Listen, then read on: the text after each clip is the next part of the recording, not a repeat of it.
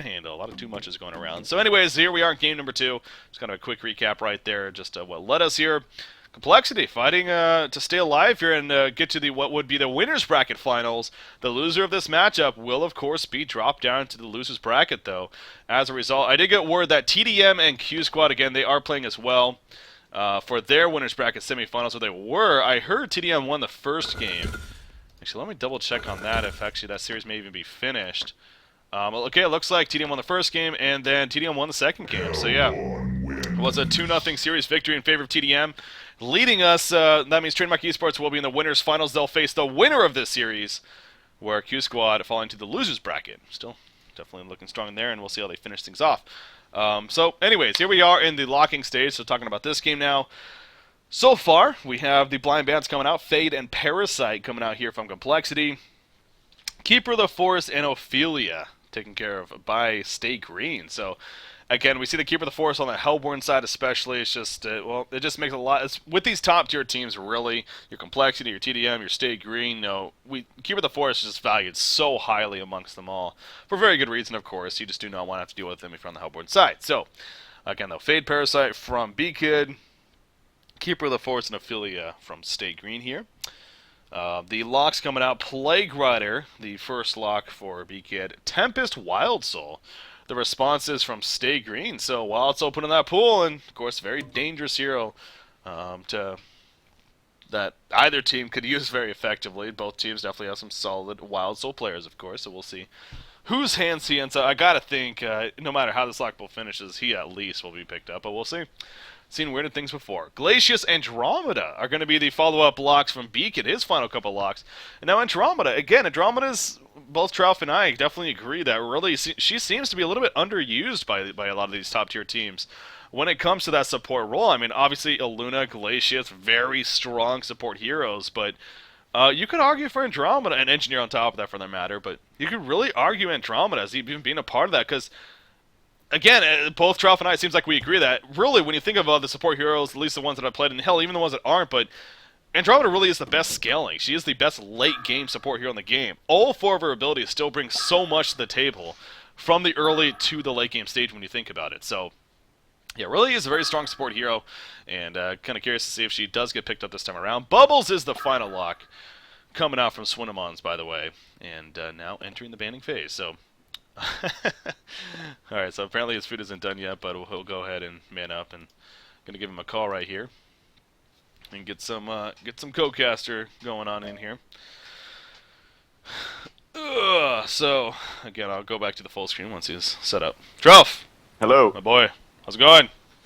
It's going. Going good.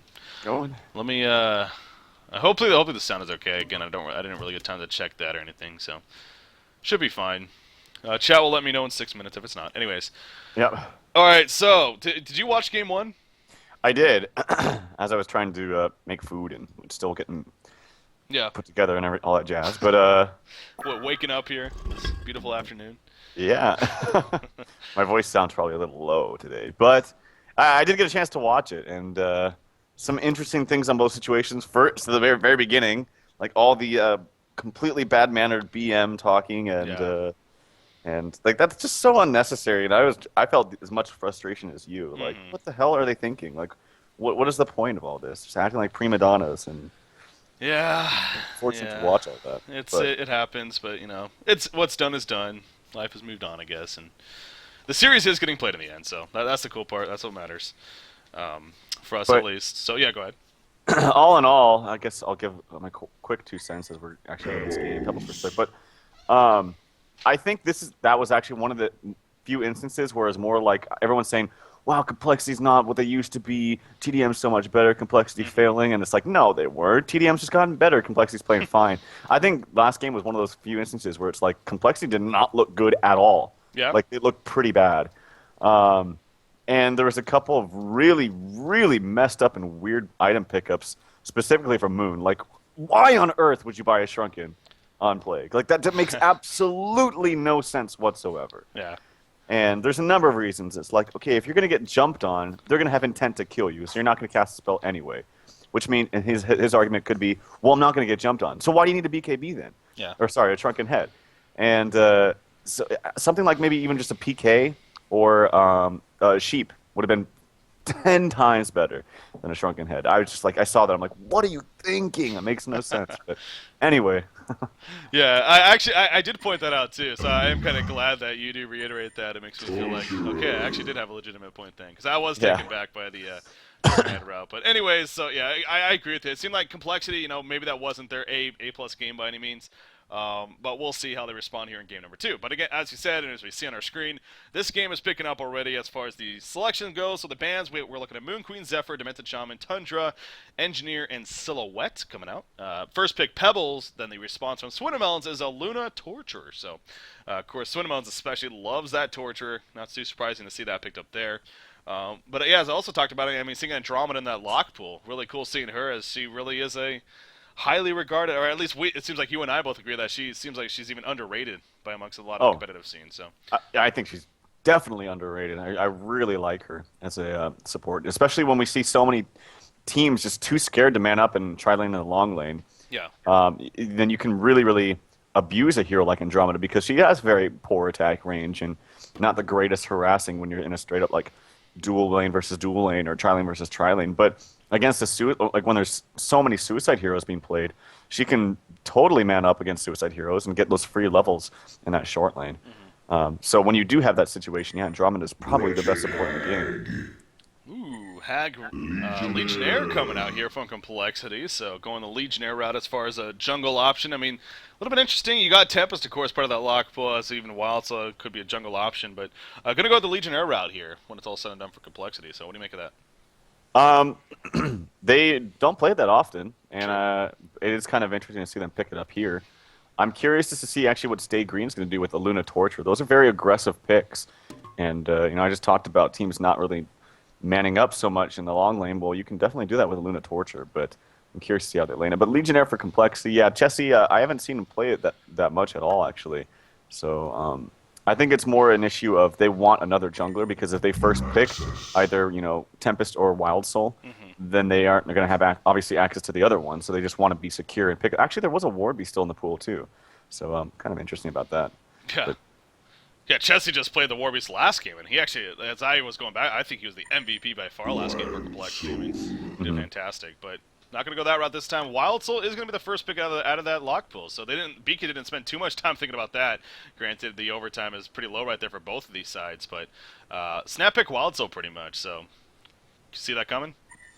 yeah, I did, and actually the Tempest and Bubbles. I was wondering what S3 was going to do, and Glacius will be available for complexity. Probably that Glacius Pebbles mid. But Wild Soul, yeah, I definitely expected that. I mean, that hero is ridiculously strong in the long lane, which he will probably be going. I'm guessing Moonmeander should be playing that. And then, yeah, probably Glacius pickup right here. I could see Andro.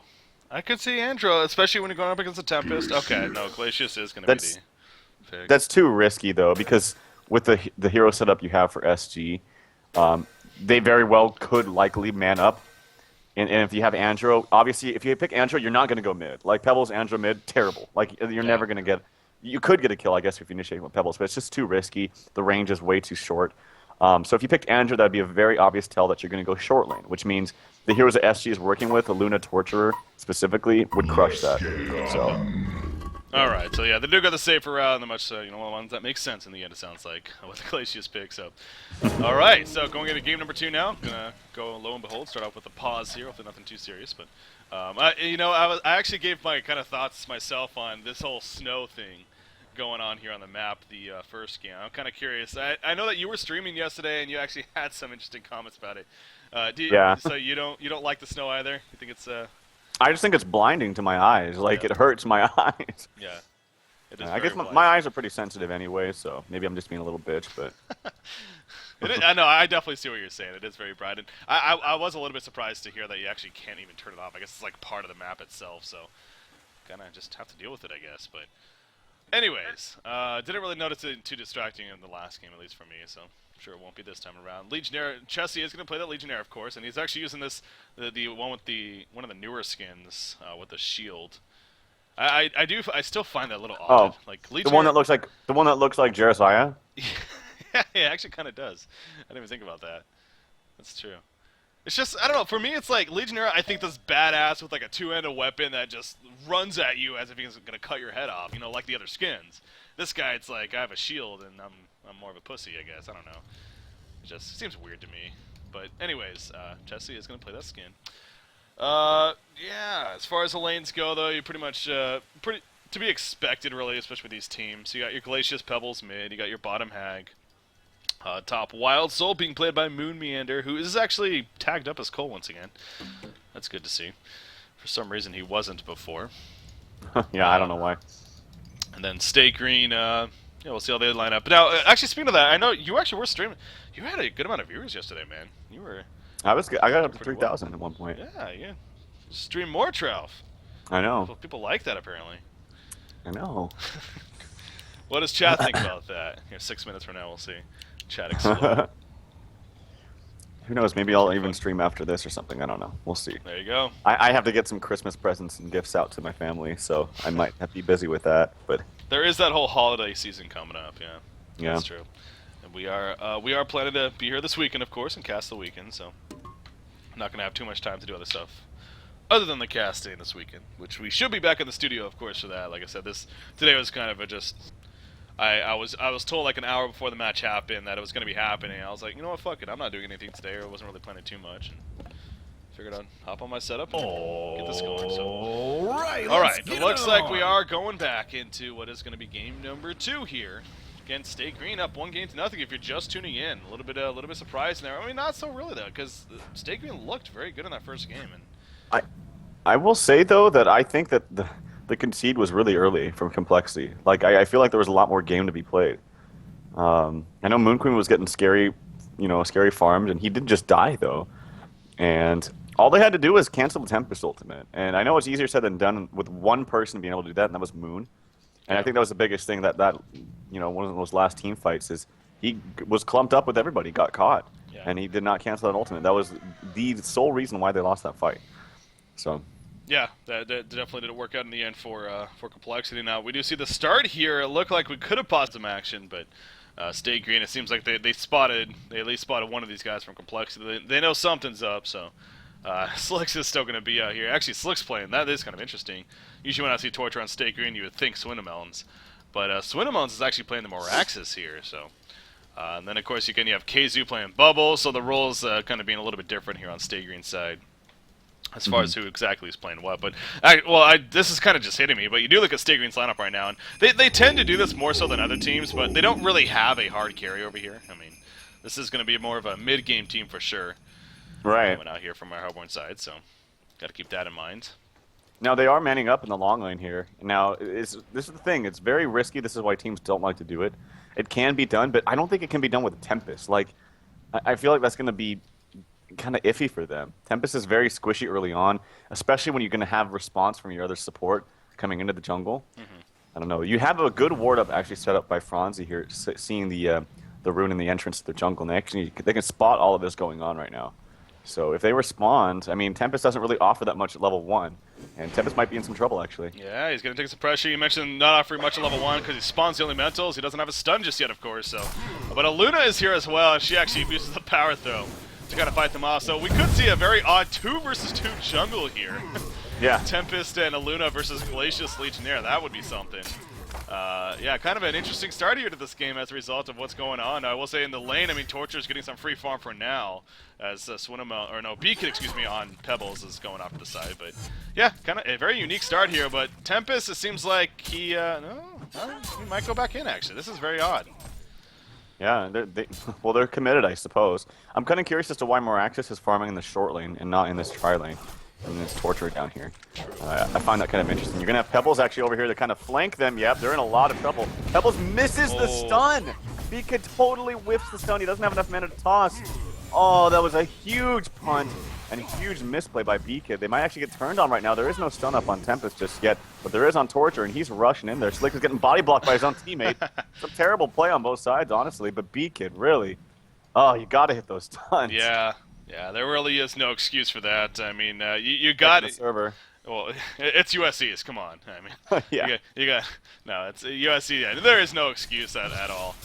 You definitely got to hit those, and I'm sure B-Kid even hitting himself over not hitting that, because that could have very likely been the Bloodlust kill and a start that really they could have, of course, used. So you made another interesting point though, the fact that Torture is the one actually down here in the bottom lane compared to Moraxis, who's farming against Wild Soul up here. And it seems like Moomian or Wild Soul should actually be able to have a fairly good time when it's all said and done. I mean, granted, he would have been able to have a decent time against Torture, I'm sure, but it just seems like Torture would be able to at least provide more of a harassing statement than Moraxis could, so. Yeah. Yeah, Moon actually should have a good time up here, but if they send a response, and yeah, what do you know? Here comes the Luna, actually, to go behind Moon Meander. Luna might be placing a ward, but he's going to go all the way up behind Moon, and Moon has full HP, and Moraxis has taken a considerable amount of damage. He needs to use that health potion if they want to do something right away. He does use that health potion, okay. So they might be able to engage right here. Moon, he kind of feels something is up. He's pushed up the lane pretty far. He's going to maybe do some neutrals right now. That's the beauty of Wild Soul. You can farm and be very defensive because you can also use your bear as a scout and scout things out. But Aluna's kind of floating around, doesn't know exactly what she wants to do just yet. Places a ward here by the Ancients and maybe try to gank mid, but you can't really gank a Hag. And Torture has transitioned to the mid lane. See, as a result of all this switching around, now Bubble's going to suicide. It's just pointless. Like, this is why you don't do that. Now, if you're gonna try lane, you have to expect the worst, which is a dual lane in the short lane or a pseudo tri lane in the short lane, and you have to make sure your heroes will beat them. And with Tempest in the mix, it doesn't work at all. So that was just a bad decision by Swindlemelons if he was calling those lanes. Yeah. Yeah, I mean, granted, for complexity, they did go with a little bit unique start themselves. I mean, you look at the lineup, you probably did expect a Pebbles Glacius mid, a Wretched Egg bottom. So I guess maybe you could argue there that's what Daygrim was thinking when it came to their initial setup, but well, even then, okay, so let's assume that was like Glacius, Pebbles mid, and Hag bottom against Tri-Lane. So Hag's not going to get anything.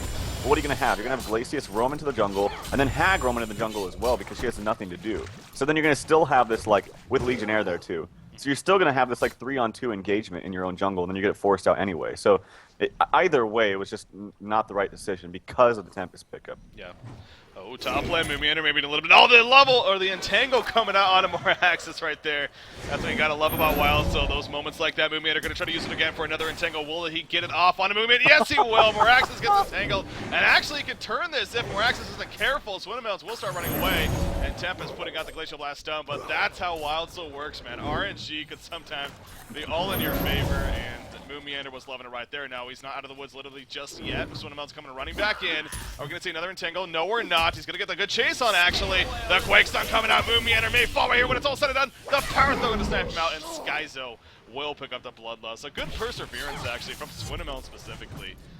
Figuring a couple of Entangles, probably frustrated, but eventually got the kill, so well played. Yeah, I mean, Moon did get pretty lucky, and I think he just thought that there wasn't any more regen up. Moraxis did use a health potion. I think it was maybe from Luna, and came back in. He didn't have sight, except he actually does have a little bit of sight with the ward that he placed. So he didn't see him walk away this way. Maybe he just assumed he went above that hard camp and just kind of fell back, and then wasn't expecting Moraxis to come back and fight him with all that HP. So I mean, he did a good job getting those entangles. But I mean, it's still not that bad. They're still having this early lead right now because of all the switching that SG has done. Yeah. Yep, so we see, sorry, I'm just changing some settings right there. Okay, back into the game, but yeah, we do see, for now, B-Kid on this Pebbles, again, especially with the start that we had, this is always dangerous. You see B-Kid right now, 27 and 11 creep farm, 275 gold per minute. Obviously off to a pretty solid start here. He's going to have an early Steam Boots, and, being in the side lane, we're so used to seeing him in the middle nowadays especially, but do you think B-Kid can still go for a bottle here on Pebbles, or are you expecting him to not go for a bottle? He could, because bottle plus Steam Boots it's very mana efficient, but I don't know. Maybe not. Maybe he'll go something like just Steam Boots into like Grave Locket. I don't know. Yeah. I'm not 100% sure on that. It's still viable. It's still okay, but because you're not really ganking, or you're not really, around the runes, it feels almost like a waste of 600 gold. Yeah. Oh, we see Bubbles right there. A little bit of pressure coming out from Franzi on Glacius, but not nearly enough, and he'll quickly shell surf away in time before it becomes a little bit too much. We're going to have a vote to pause here coming out from the Legion team as middle lane, the creep was actually pushed up quite a bit right there, and Slicks was able to farm that up quite a bit. So I still can't get I can't check it right now, but I mean we saw last game Slicks on Moon Creep, he was playing with 370 MS, man. I mean. I know. That's just, I guess, that's just what he has to do, especially with this team that he's on now. But that's gotta suck, man. That's gotta be so frustrating. But you know, I love his attitude about because he just, it seems like he just, you know, he deals with it. And on top of that, he's also waking up. It's probably like 4 or 5 a.m. for him right now. So yeah, you gotta respect that for sure. But yeah, definitely. Chessie is off to an awesome start. He's actually the best farm in the game right now. 310 gold per minute. I saw him doing some good couple of double stacks. He's doing another double stack right here, it looks like. So good start for him. He's on his way to his early Helm of the Black Legion, it looks like. Yeah, definitely. I haven't really been watching him too much, but you know the hatchet. Some people really like Legionnaire in the Legion jungle a lot better, and especially if you get a hatchet, you can pull multiple different camps. You can actually pull like 3 different camps at once. All right, let's get it on. And yeah, like I said, I haven't really been watching him too much, but obviously he's been doing something right because this farm is really, really high. Yeah, it must be the Avatar. Avatar's doing work for him, man. Yeah, it actually gives you extra gold when you start up the game. It's a gold avatar, and people don't realize that. That's actually part of getting the gold avatar. No, the gold avatar sales are gonna shoot it through the roof today because of what we just said right there. They're gonna be like, wait a second, you lied. No, that doesn't actually happen, guys. He's gonna triple stack right here though, and yeah, he's gonna continue to farm that. Perhaps after he's done with that, even finishes Helm of the Black Legion, as I said. So good start there. And Legionnaire is or can be a very scary hero, especially it gets earlier on Portal Key, and more so the levels, really. It gets level 11, a Portal Key, and he's just running around decapitating people left and right. So got to be worrisome about that. But he does finish his Helm with the Black Legion. In the meantime, Haxman in the middle lane, a lot of pressure coming out. Impalement's activated. He's dropping quickly, but he blinks away, and he will be fine. So Luna and Torture try to combo for a kill. But Wretched Hag, very difficult to kill, of course. Haxman is able to survive right there. So a good attempt coming out from the 2. By Stay Green right there, so. Yeah, still the biggest thing now for Complexity, though, is, I always mention this, is that Pebbles is getting the farm. Hag will bounce back sometime this game, similar to like a TDL or Mage Vein or what have you.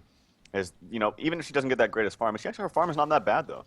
But the biggest thing is that Pebbles are getting basically complete free farm in the bottom lane. Bubbles is down here being played by Case, still, he's kind of like adopted this suicide role for sure. Yeah. On Stay Green now. And to be honest, I really haven't been that impressed. You know, and it's hard. You know, he's played carry for so long. Now he's in this totally different role that's completely different. Like carry, I'm getting all the farm. To suicide, I'm getting absolutely nothing. So I think he's still trying to work through the bugs with that. Right now, he's just trying to get as much experience as he can. He did start out mid, and then like, hey, you're going suicide now. I was like, what the hell? I was doing fine mid. Yeah. And I agree with you. It really is a case of comparing, at least especially to what he did do as a carry.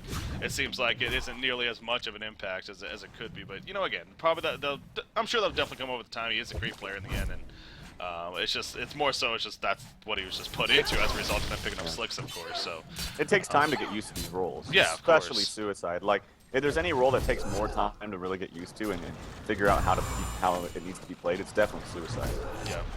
Yeah, for sure. So, but this game around, again, he's getting the most farm that he can for the time being. It's only 140 gold per minute, but he is level 5 and doing his best to get those levels up there.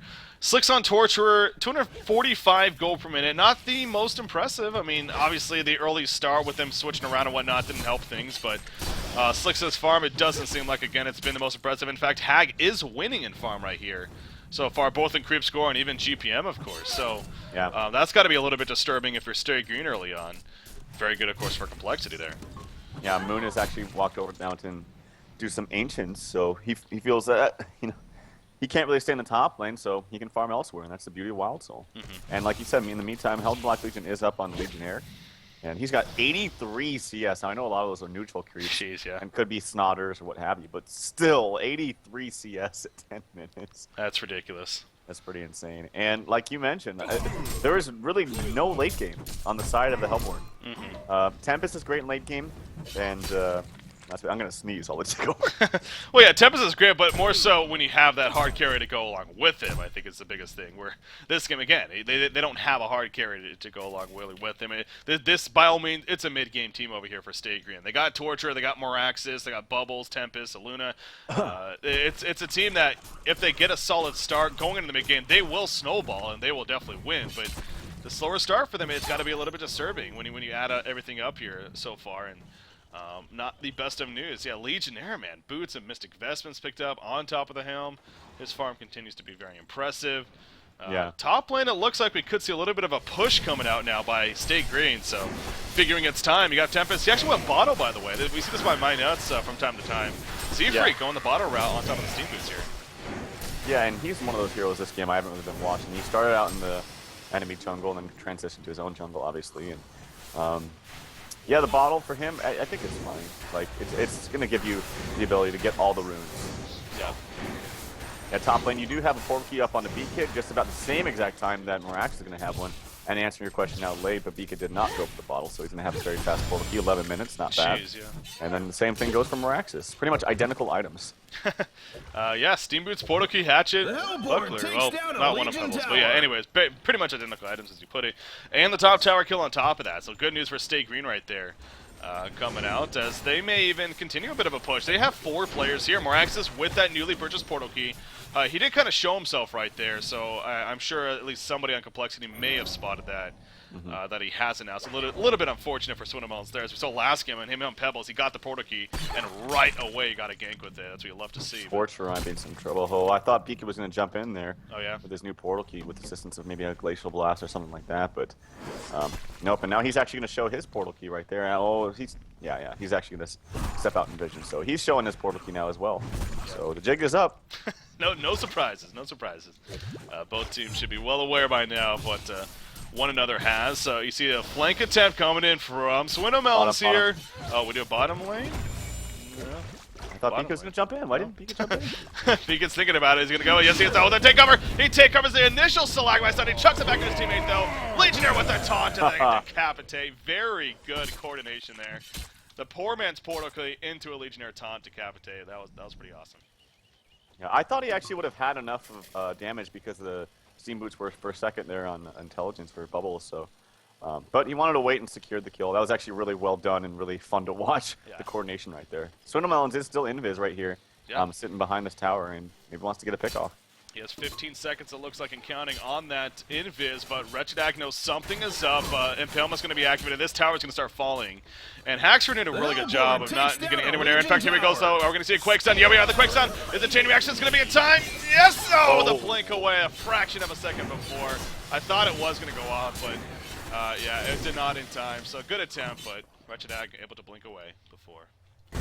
Yep, that was just well played on all parties. And oh my god, massive bottom. Jeez. Oh my god, that was so many. But they will get what they came for, and that's tower deny. But 4 TPs for a deny like that, it's arguably not really worth it. But if they're able to counter and push this, which it looks like they're going to because Beacon just TP'd out, then it will be worth it actually. Yeah. So if you're Complexity, you need to understand that when you have that many TPs and you still have your tier 1 tower, you can't really leave. Like, you can't really be like, alright, they all TP'd. Guys, they wasted their TPs, lol. Like, no, they're still going to push. Right now, as a result, they're going to get this tower, and now it is worth it. So they definitely should have defended that. The Hellborn takes down a Legion the gold tower. is pretty much identical now. I mean, slight favor for Complexity, but after that, it's a lot less than what it even used to be. And actually, Chad actually brought up a good point here, and I'm very curious to see what you think on this. Look at Chelsea's build, by the way. He actually maxed out his taunt over going even Whirling Blades higher level. Yeah, I don't understand about that. I think that's solely for the reason that, like, catching bubbles. Always just some initiation here, actually, on the Hag. But, you know, Moraxis has no HP, and that's kind of awkward. But, yeah, I think it's maybe solely for the reason of trying to catch bubbles and making it easier to kill him. I don't know. I mean, I guess he's farming well without the Whirling Blade, but the thing is, you're not going to do as much damage. It's not that much of a damage increase, but when you're proccing all the time, so an extra 75, an extra 75, an extra 75.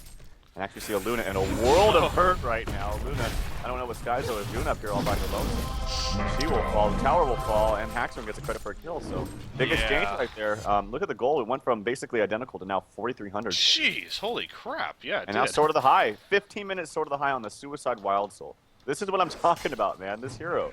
And Moon's done a really good job about finding farm, even when he, kind of got shut down a little bit in the top lane. He constantly was going to Ancients. He was farming other neutral camps. Yeah. So Moon has a very, very fast Sword of the High. Well, yeah, even with that death, as you're kind of the struggling start, I mean, the fact that he has that Sword of the High, and obviously well on his way to now a Mock of Brilliance, we could probably see around 17, 18-minute Mock here.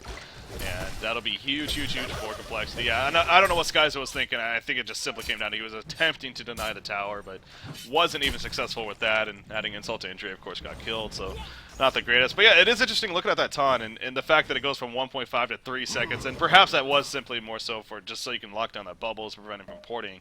But then also that it does give you 20 armor. That's actually quite a bit of armor, of course. Now, granted, this Hellborn team, it's not about physical damage really. It's more about the magical damage, but still. A nice little plus. But he is going to start leveling up more and more, and, by the time it really matters, he probably will have level 4 Whirling Blade as well, so, again, not the biggest deal in the world. He has a portal key. I mean, just look at his farm. 431 GPM, Jesus. That's the funny thing, because it's like, if you haven't really done any ganking, it's like, well, by the time, he's going to have his Whirling Blade anyway, so why didn't you just level it up so you can farm faster, So it kind of goes both ways, I guess. But has his Ghost Marchers now. Yeah, he's friggin' ridiculously farmed. And he's gonna have a field day with these people, or with this enemy team. I mean, look at their lineup is just so much superior when it gets to this stage of the game. Like, it's only like. By the way, look how passive this is. Only 3 kills in 17 minutes. Kind of ridiculous. But yeah, as it gets to the mid game and then eventually to the late game, I mean, complexity just completely has you beat. Like, not even close. Yeah. Well, and you bring up the point that this is a passive game. That's more to the fault of Stay Green, because again, their lineup they needed to have a great start here, a very encouraging, entertaining start in the sense of action and using that portal key on more access earlier on, but. Not to say, it's just been bad play by any means, it's just they really haven't, gotten the opportunities. And obviously this is a lot more in Complexity's favor here when you look at it from that point of view. Now, they do have a portal key, I believe it was picked up on Bubbles, I want to say? No, it was on Tempest. He has his portal key being delivered right here. Yeah, that's Z Freaks, as well as even more items, but Bubbles is actually getting a Ring of Sorcery, interesting there. But they'll have Ring of Sorcery. Actually, Tempest did not go because he went the bottle route. So, anyways, they have double portal key now, more access on Tempest. They're going to try to make something happen here, and I think they're kind of realizing that, yeah, time is even running out only 18 minutes into the game, that they need to have some big plays happen here shortly, or else it could just get a little bit too out of hand. There's the Mock of Brilliance finished on Wild Soul.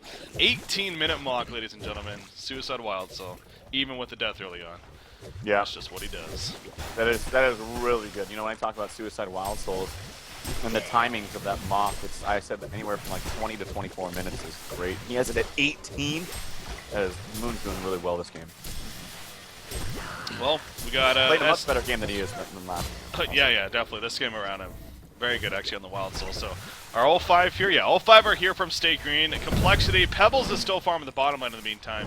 He's just waiting for the time where it's necessary for him to port back. Of course, he has a Homecoming Stone, so B-Kid is ready to go, pending the initiation, but he'll gladly just continue to farm down there while this push is still yet to happen. But we're definitely going to see some defense put up here by Complexity at the secondary tower. But State Green, they want to try to keep this going, but Complexity not giving them a whole lot of opportunity to jump into one. I mean, you even see Legionnaire, he's way back here.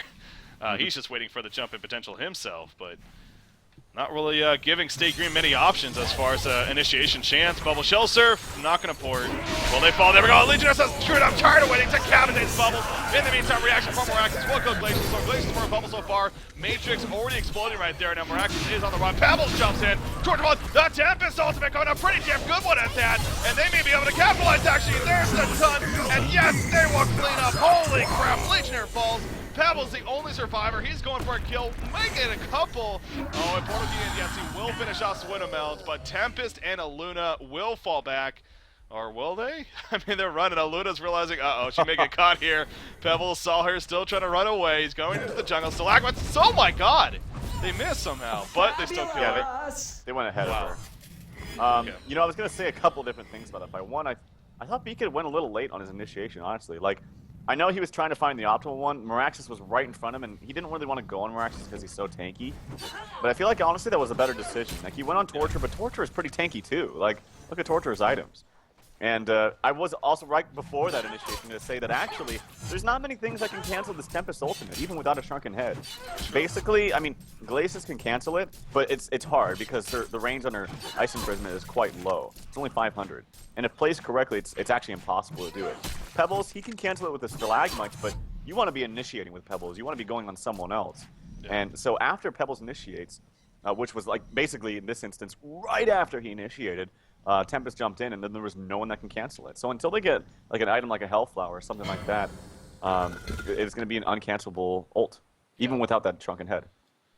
Yeah, that's actually a very good point. Now that you mentioned that, I mean, it's becoming more and more clear. It really is minimal ways that our Legion team has to stop this here, the Tempest Ultimate, even without that Shrunken Head, as you mentioned. I mean, once he gets it, obviously it will be unstoppable. So I don't know. I mean, of course, so before that fight, it really was seeming to be very good. I mean, it still is in a great position for Complexity, but at least Stay Green does show that with a clutch Tempest Ultimate from Z-Freak, that if they can win a fight, it could be pretty deadly here for Complexity. So despite the start that they have, they got to really keep that in mind and not get too overzealous here, of course. Now, granted, you've got a Wretched Hag who is now at 313 gold per minute. She has her first Arcana Steam Boost. She's well on her way to her second one here. Pebbles, 440 GPM. Jesus, we're talking about Legionnaire so much. But yeah, Beacon, man, he's really been doing work in his farm. Shrunken Head already finished on him to go with the Portal Key, and I think Shrunken Head definitely makes sense here. Yeah, absolutely. Yeah. It's really good against Bubbles. It's great against Mirax. It's pretty much good against the entire team. I mean, well, look at Stay Green's lineup. Like, it's all, like you mentioned, early to mid game. And it's basically no physical damage. It's all magical damage. Yeah. And that's it. Like, they're not going to be able to scale anybody except maybe Bubbles. Maybe Bubbles could scale the late game. But look at Casey. He's 0-2 and 1. The second lowest farmer on their team, 181 gold per minute. He was a suicide because he was. I'm not blaming him at all. Just saying, like, the way that it's worked out because of the draft. There's no way for them to really bounce back. So, yeah.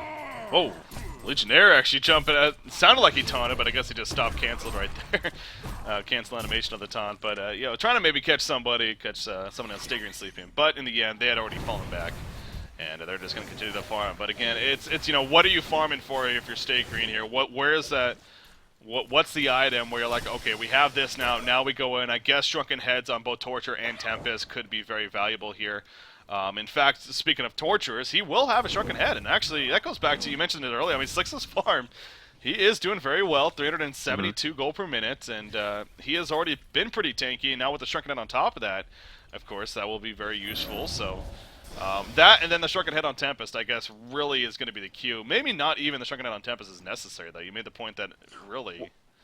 You should still get it, though. Of course, like, but... if you get an item, like, I don't know, a push book onto somebody, I don't know, see who could farm it. I actually like getting push book on Legionnaire. It looks like he's going to go for maybe a Shrunken. I don't know, that's really awkward to me. I don't like that at all.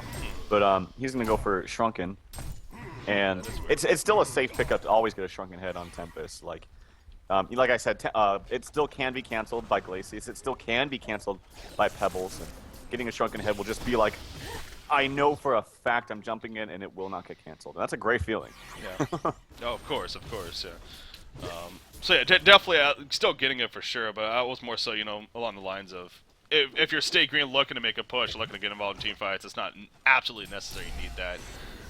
But, you know, at this rate, perhaps that will just come about, and then maybe see a fight take place. But for now, Stay Green, they are just going to clean up here as a team in the middle lane. There's the Shrunken Head finished on Torturer. So, as I said earlier, I mean, Torturer's farm is very respectable here, being played by Slicks, of course. And he will have that delivered. And they may want to attempt Kongor, but I don't think it's... I mean, there is a little bit of vision here. Franzi does have a ward of sight at the bottom rune spot. And they are somewhat nearby. Now, they kind of snuck in. I don't know. I don't know if they're actually spotted here. I don't think they were. Yeah. No, I don't think they were spotted. And Complexity's not really reacting to it, at least right now, but at the same time, SG is not really committing to it. Yeah. As Torturer falls back, Hellflower up on the Hag, that's going to be great for him. Miraxis definitely needs a Hellflower this game, especially with the Shrunken Head pickup onto Pebbles. And you're also definitely going to need one if you actually want to kill Wild Soul. We talk about all the time, Wild Soul's so damn tanky with absolutely no items. Look at 1700 HP, over 700 HP. Not a single stat item on himself, except an investment. which is going to mitigate a lot of damage in that. So if you want to actually take him down, you're going to need a Hellflower for that extra damage. Yeah. So Moraxis is going to need that. I always find it interesting. I do think it's necessary, but I still think it's interesting to always see this push tile or the push book and the shrunken head up on the Torturer, because it's like you obviously can't push yourself when you activate the shrunken head. Yes, yeah. I just find the relationship between those two items kind of awkward, but it's like I said, it's still necessary. Like push book is always great on a Torturer. I think an additional item on the Torturer would be a Blink. I think a PK would be amazing on her. Oh yeah, Slick does have another 700 gold saved up, so if he can manage to now farm that portal key, could be big news again. At least until you have that shrunken head on Tempest, perhaps. Just still is a little bit of ways off.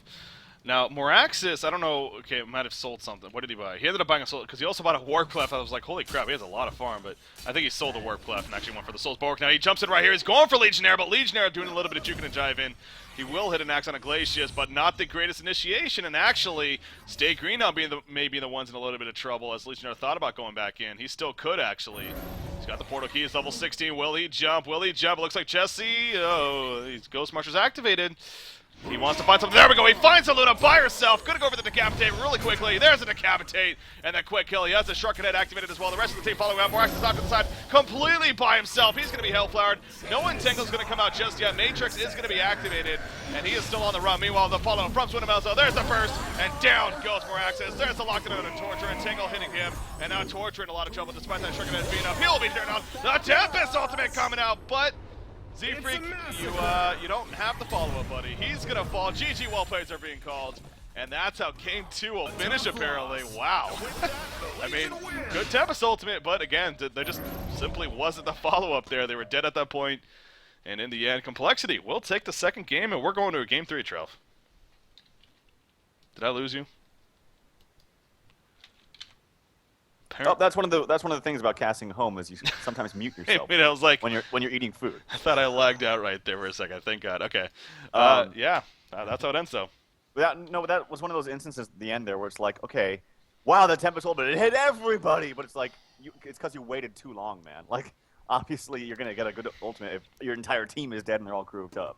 So, not to say this is fault by any means. I mean, they were so spread out from SG, the initial initiation from Swinnemelons onto Legionnaire caused them to get all spread out and kind of in a weird formation. But yeah, just the lineup from Complexity was just superior. Like, and Moonmeander played top lane, played the long lane really, really well.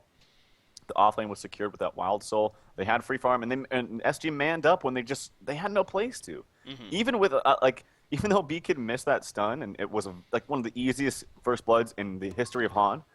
It didn't matter because they forced this tri-lane, which started out in the long lane, out of their jungle and out of that lane. Yeah. And when that sets you back pretty far, and as a result, Bika got completely uncontested farm. Haxorin had a good time because he started off against one hero, then he started off against a different hero. So that's up against the Torch.